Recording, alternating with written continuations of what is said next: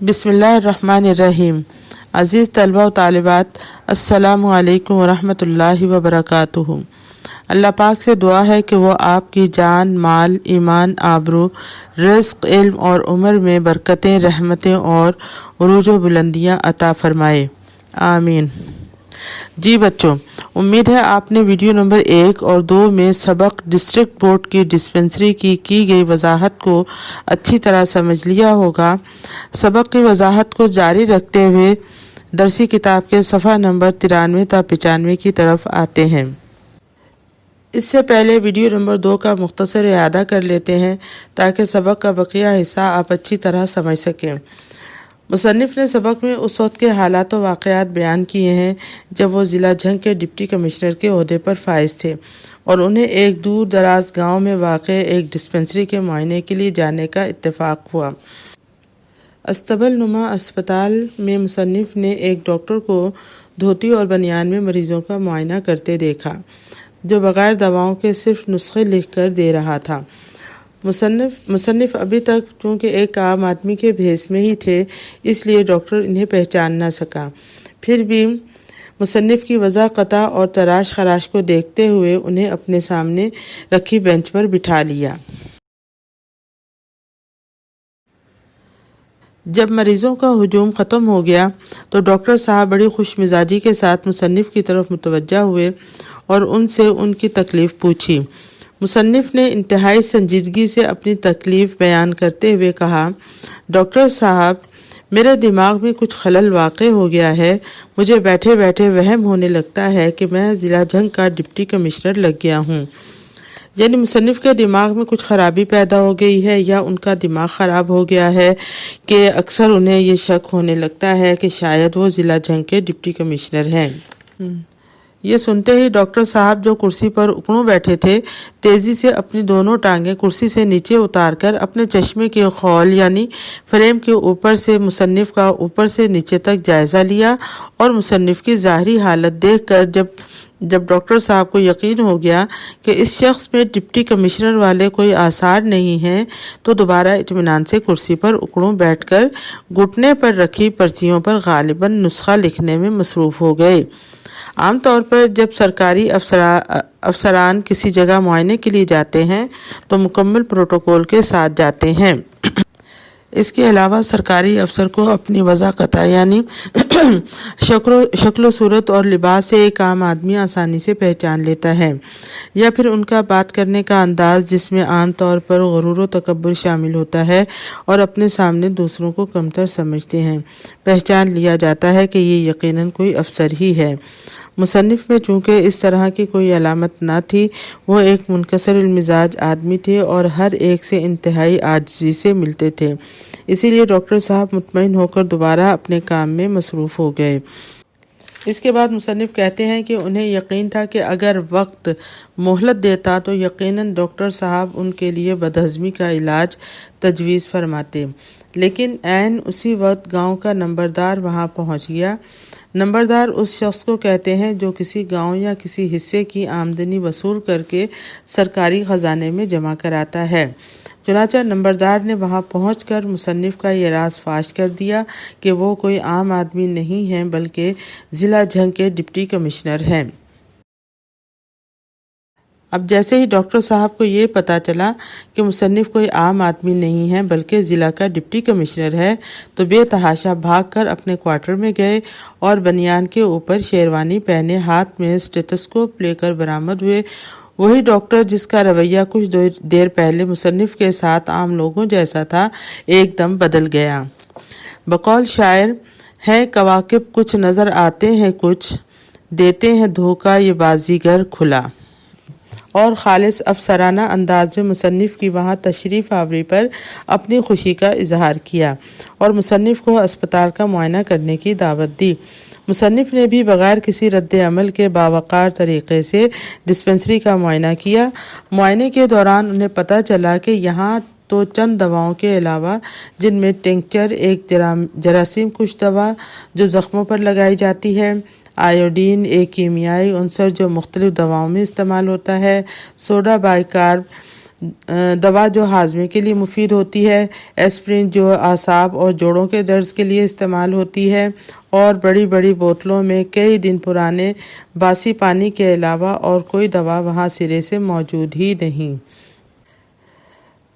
اب ڈاکٹر صاحب نے اپنی نااہلی اور شرمندگی چھپانے کے لیے کہا کہ ڈسٹرکٹ بورڈ کا بجٹ تو باقاعدگی سے منظور ہو جاتا ہے، یعنی اسپتال کے اکاؤنٹ میں پیسے تو پہنچ جاتے ہیں، لیکن دواؤں کا اسٹاک یعنی ذخیرہ سال کے آخر میں یا بعض اوقات اگلے سال ملتا ہے۔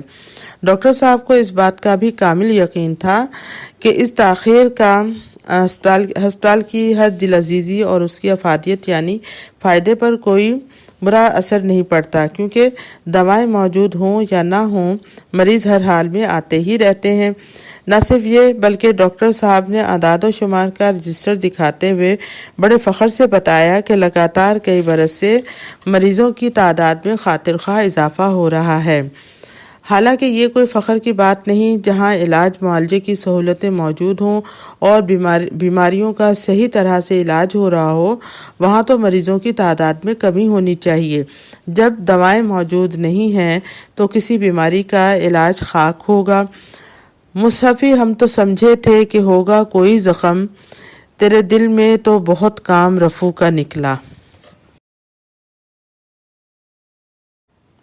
ڈاکٹر صاحب اس ڈسپنسری میں پورے 9 برس سے مسیحائی فرما رہے تھے، یعنی ڈاکٹر صاحب نے بڑے فخر سے بتایا کہ وہ پچھلے 9 سال سے لگاتار یہاں بیماروں کو شفایاب کرنے کے فرائض انجام دے رہے ہیں، اور اس دوران مریضوں کی تعداد میں روز افزوں اضافہ ہی ہوا ہے۔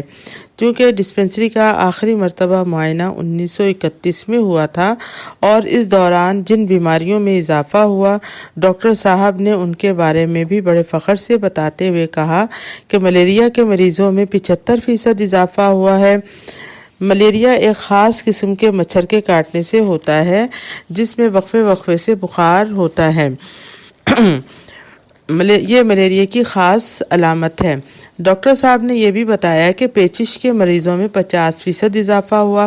پیچش ایک ایسا مرض ہے جس میں آنتوں میں سوزش کی وجہ سے پیٹ میں درد اور مروڑ کی کیفیت کے ساتھ دست ہوتے ہیں۔ ڈاکٹر صاحب کے مطابق خارش کے امراض میں بھی 45% اضافہ ہوا تھا۔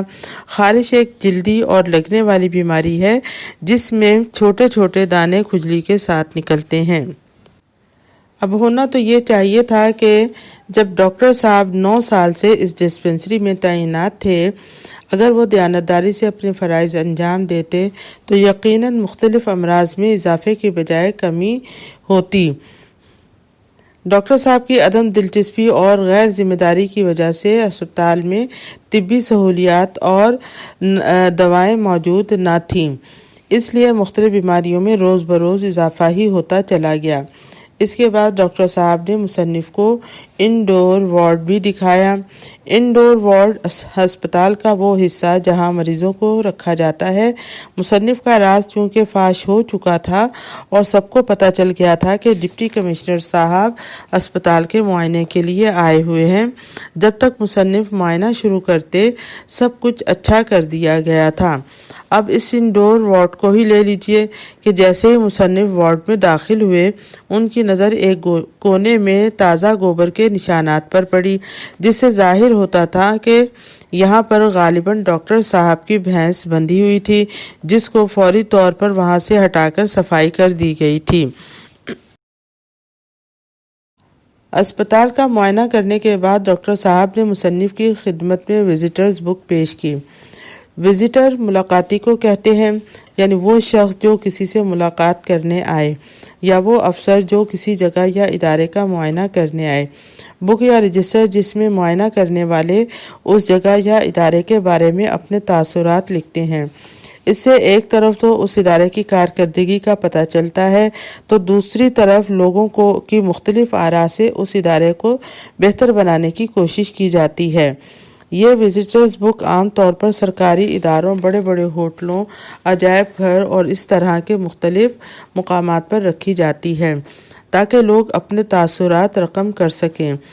چنانچہ ڈسپنسری میں رکھی ہوئی وزٹرز بک جب ڈاکٹر صاحب نے مصنف کو پیش کی کہ وہ اسپتال کے بارے میں اپنی رائے کا اظہار کریں کہ انہوں نے اسپتال کو کیسا پایا ہے، تو مصنف کہتے ہیں انہوں نے فی البدیہہ فوراً ہی بغیر کسی توقف کے اپنی رائے کا اظہار کیا کہ یہ اسپتال دنیائے طب یعنی علاج معالجے کی دنیا میں ایک سنگ میل کی حیثیت رکھتا ہے۔ سنگ یعنی پتھر اور میل فاصلہ، یعنی وہ پتھر جو راستے کا نشان یا راستہ بتانے کے لیے ہر میل کے بعد لگایا جاتا ہے۔ اس طرح مصنف نے بطور طنز لکھا ہے کہ یہ اسپتال طب کی دنیا میں نشان راہ کی حیثیت رکھتا ہے اور علاج معالجے کی دنیا سے تعلق رکھنے والے لوگ اس ہسپتال سے بہت کچھ سیکھ سکتے ہیں۔ مثلاً پہلی اور بنیادی بات یہ کہ یہاں ہر مرض کا علاج بغیر دوائیوں کے صرف نسخوں سے کیا جاتا ہے۔ بیماری چھوٹی ہو یا بڑی، اس کے لیے دوا کی ضرورت نہیں، صرف نسخہ ہی کافی ہے، جس کی وجہ سے مریضوں کی تعداد میں روز افزوں اضافہ ہی ہوتا چلا جا رہا ہے۔ اسپتال میں داخل ہونے والے مریضوں کی صحت کا خیال رکھتے ہوئے یہاں بھینس کے تازہ دودھ کا انتظام بھی موجود ہے، کیونکہ وارڈ میں نہ صرف بھینس باندھنے کا خاطر خواہ انتظام ہے بلکہ بھینس کا گوبر بھی وقت پر صاف کر دیا جاتا ہے۔ مکھیوں کی بھرمار سے اندازہ ہوتا ہے کہ ان کو ہسپتال کے اندر آنے جانے کی کھلی اجازت ہے۔ مصنف بتاتے ہیں کہ وزٹرز بک میں اسپتال کے بارے میں رائے درج کرنے کے بعد وہ یہاں سے چلے گئے۔ چند ماہ بعد جب مصنف دوبارہ اسپتال کے معائنے کے لیے آئے تو حالات میں کسی قسم کی کوئی تبدیلی نہیں آئی تھی۔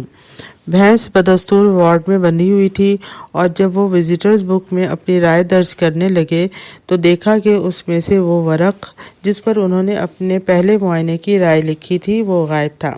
اگرچہ مصنف نے اپنی رائے کا اظہار ڈھکے چھپے الفاظ میں اور طنزیہ انداز میں کیا تھا، لیکن ڈاکٹر صاحب اچھی طرح سمجھ گئے تھے کہ اگر اعلیٰ سرکاری افسران تک ہسپتال کے بارے میں رائے پہنچ گئی تو ان کو عیش و عشرت والی اس نوکری سے ہاتھ دھونے پڑیں گے۔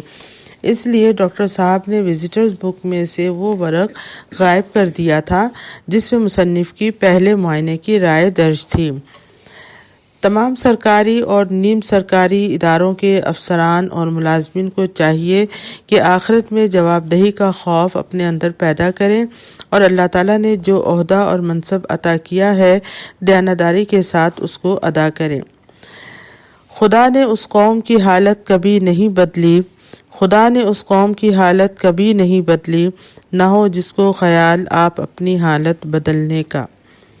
اللہ پاک ہم سب کو اپنی ذمہ داریوں کو سمجھنے اور انہیں دیانتداری سے ادا کرنے کی توفیق عطا فرمائے، آمین۔ عزیز طلبہ و طالبات، امید ہے آپ نے سبق اچھی طرح سمجھ لیا ہوگا۔ سبق میں موجود نئے الفاظ کے معنی جاننے کے لیے لغت کا استعمال کیجیے۔ اس کے علاوہ آپ کی درسی کتاب کے آخر میں بھی نئے الفاظ کے معنی موجود ہیں۔ والسلام علیکم ورحمۃ اللہ وبرکاتہ۔